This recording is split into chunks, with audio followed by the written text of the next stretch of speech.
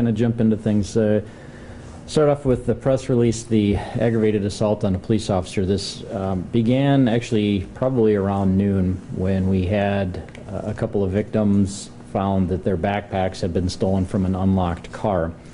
One of the items that was in the backpack were some AirPods. The victims used the tracking to be able to find out where these went and learned that they were at a business near 10th Street and Kiwanis Avenue. It's actually the 2500 block of West 10th Street. They called police, and the officer showed up, went inside, and was looking for the stolen AirPods. There was a woman that was inside that heard him asking. She ran over to the counter, grabbed her license and the AirPods, and ran out of the store. It's pretty obvious that there was probably some involvement with the stolen AirPods, so that the officer chased after her. She ran into, or out of the building, got into a car. As the officer got there, she backed out at a very high rate of speed. That ended up dragging the officer on the ground for a short distance, and then she tore out of the parking lot. The officer ended up having what amounted to non-life-threatening injuries, but did go to the hospital to get checked out.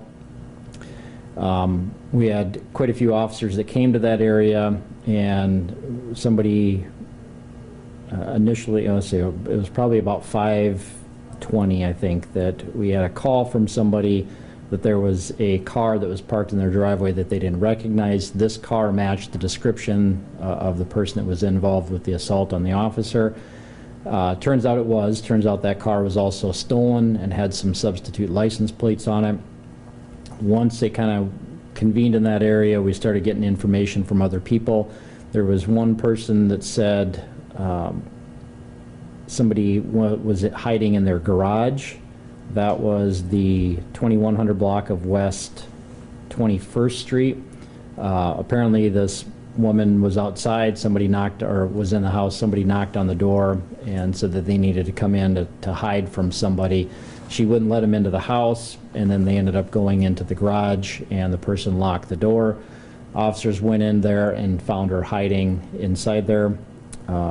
That was the passenger of the car.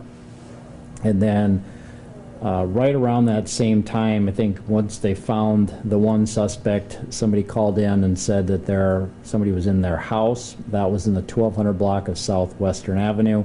And then the other suspect, the driver of the car, was found in that house. The passenger, let's see, I'll give you her name. Last name is Hawk, H-A-W-K. First is Cheyenne, C-H-E-Y-E-N-N-E. Middle is D-U-A-N. She's 40, from Fort Thompson. She was charged with, she had a warrant, obstruction, fleeing police, misprision of a felony, possession of stolen vehicle, and then controlled substance. I'll have to find out what that is, but I'm guessing probably meth. The driver of the car, her last name is Wells, W-E-L-L-S.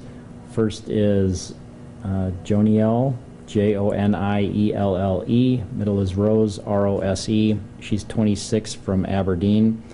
She was charged had a parole hold, had some warrants, burglary, possession of stolen property, possession of stolen vehicle, aggravated assault on law enforcement, obstruction, fleeing police, and reckless driving. Is there any update on how the officer is? The officer's condition, I didn't hear anything this morning. I don't think it was anything too terribly serious, but something where they needed some medical treatment on that. So I don't have an update yet today, though. Where was the driver located at? The driver was found in a house in the 1200 block of South Western Avenue. Do you know, was the officer released from the hospital? That I don't know. The reports that I saw said that he was taken to the hospital for treatment, but I don't know if he was released. I'm guessing he probably was, but I don't know that for sure. So only 2 people were in the car? 2 people were in that car, yep. And when the officer, when he was, I guess, at that store and he saw the woman run out, was the passenger already in the vehicle? Yeah, I believe so. I think it was just the driver that was in the car, or I'm sorry, just the driver that was in the business. Everything, all the reports that I read just said it was that suspect, the driver, ran from the business and then jumped in the car. Were the owners of the property where they were hiding, were they home or there, or was it like surveillance camera that they saw? So the one where she was hiding in the garage, the owner was there. The other one was gone and came home and found the house locked, and apparently that was unusual. And so that's why they realized that somebody was probably in their house. They didn't know who it was, but once the officers got there and found the person hiding in the basement, then they quickly figured out where that was the driver of the car. So where was the property stolen from? That was...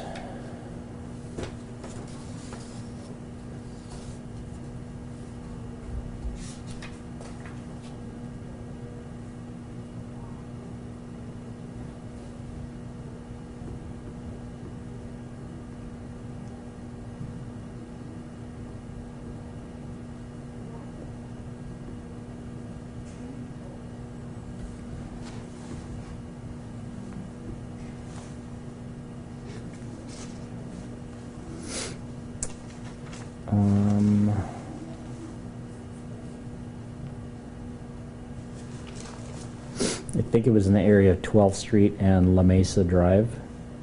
Stolen out of a unlocked vehicle or house? Or? It was a vehicle, yeah. It was left unlocked. Let's see, it's actually 7600 block of West President Street. That's where it was. So they must, somebody saw that vehicle, the suspect vehicle, and then they were following it, so I think that's how they ended up near 12th and La Mesa.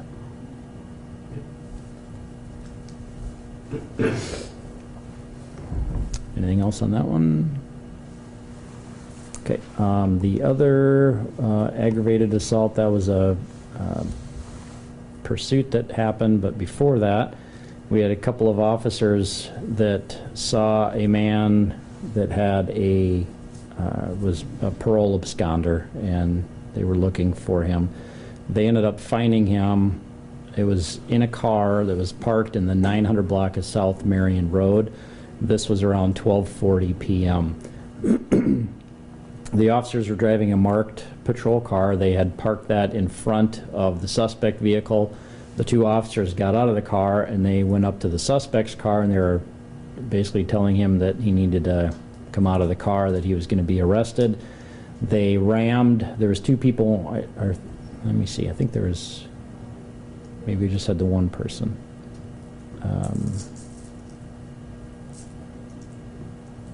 Yeah, so just the one guy in there. So he ended up, he had backed into that spot to begin with, and so the two vehicles were kind of facing each other. And when the two officers confronted him and told him to get out of the car, he ended up ramming the patrol car and had to push it to basically get out of his spot. In doing so, he ended up driving, almost hitting both officers. Both officers said that they were afraid that he was going to hit them with the car. Once he had pushed the patrol car back enough, then he was able to get out of there. There was a highway patrol officer that was in the area and initiated a pursuit to stop this car. We had some other vehicles that assisted, that followed along. This pursuit, I don't have speeds. The speeds, I think, were pretty high speeds, but they ended up driving around on the west side, ended up getting on I-29 over to I-90, then south on 229, got off on Cleveland and Cliff. They were driving around, and eventually the car was stopped near Rice Street and Cleveland. The troopers were able to get that car stopped. The driver then was arrested without any other issues outside of that. There was some meth and marijuana found in the car. There was also a gun that was found in the car. The man was arrested for aggravated assault on law enforcement, aggravated eluding, committing a felony with a firearm. He's on parole, so a parole hold. possession of controlled substance, possession of a firearm by a former drug offender, and possession of a firearm by a former violent offender were the charges. And his last name is Mitchell, Mitchell. First is Paul, Paul. Middle is Quinton, Quinton, and he's 39 from Sioux Falls. So he had a firearm in the vehicle with him? There was a firearm in the vehicle, yep. Was that stolen or? Nothing, no, they ran the numbers on it. It doesn't appear to have been reported stolen at this point. Just in terms of like general safety when those types of pursuits are happening, what are like tips for people if they like encounter that while they're driving or on the sidewalks? I'm assuming there's like running of stoplights and stuff. Yeah, you know, the best thing that people can do is just pull over and stop. And so I mean, that really holds true with any emergency vehicle. When you see the lights, hear the siren, pull over to the curb and stop and wait for them to pass. The pursuit, it depends on kind of the speeds and where they're going, but a lot of the times the car that's trying to flee is traveling faster than at a high speed, and there's obviously no sirens out. So it may be a little startling to have somebody get passed by a car going at a very high rate of speed. In those cases, you know, get out of the way. If you see it coming, try to get out of the way, get to a safe spot. If you're able to, call police and report it. That's probably the best thing to do, but first and foremost, people need to get to a place where they know they're going to be safe. It's sometimes easier said than done, but you know, slowing down, moving off to the side, and then of course if you hear the emergency vehicles, in this case the highway patrol or the police cars, you know that they're chasing this guy, so then, you know, pull over and stop and just stay out of the way. Were there like stoplights and stop signs ran in this chase? Yeah, there was a few. I don't know exactly where they were, but there was, in the reports that noted a couple of times when he ran stoplights or stop signs. I imagine he probably ran some stop signs too. Were any other vehicles hit throughout the pursuit? I think there was at least one that was hit. Let me see if I could find that. I don't have details on that, but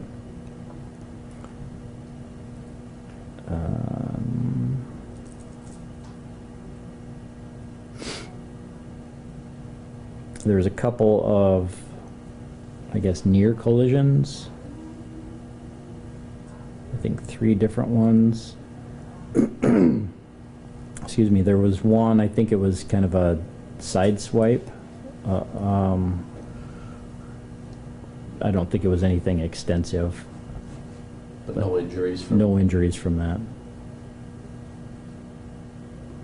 Yeah, and here I do see there's a couple, quite a few red lights that he ran along with the stop signs. Anything else on that one? Okay, the other aggravated assaults are domestics and reports. The burglary, one of them was a person we talked about, the other was an apartment that was entered. Counterfeiting was a fake 20 that was passed. Disorderlies are just reports, a couple of phone calls, a couple involve juveniles. The embezzlement were cars that were loaned out. Family disputes or 1 report, 1 no contact violation. Frauds are ID thefts. Larcenies, most of those are shopliftings. There was a few other unlocked cars. No big quantities on any of the narcotics. The pornography is a report. The simple assaults were more domestics.